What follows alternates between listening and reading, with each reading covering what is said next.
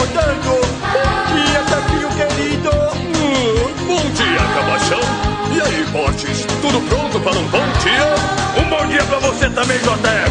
Bom dia, Priscila. Bom dia, Fortes. Bom dia pra você também, Gilmar.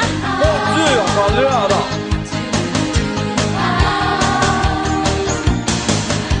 Treinei o meu cachorro pra ser um campeão, pra ganhar a exposição. Dei aquele banho e aparei o pelo pra dar uma boa impressão. Fiz o dog na escolinha, de pompom e gravatinha. Foi aquele corre, corre, que sensação. Quem diria o meu cãozinho chegaria de mansinho e seria um novo astro da televisão.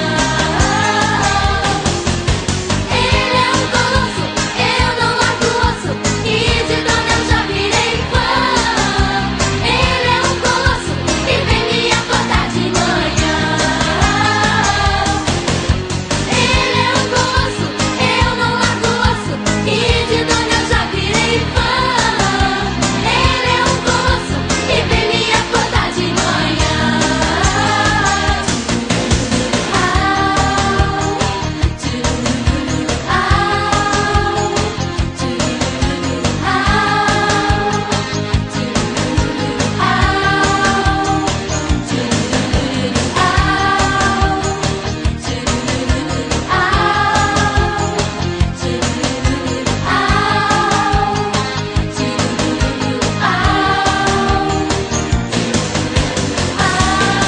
Foi daqui que pediram um figurante vestido de cowboy texano com um chapéu de copa? Então tá.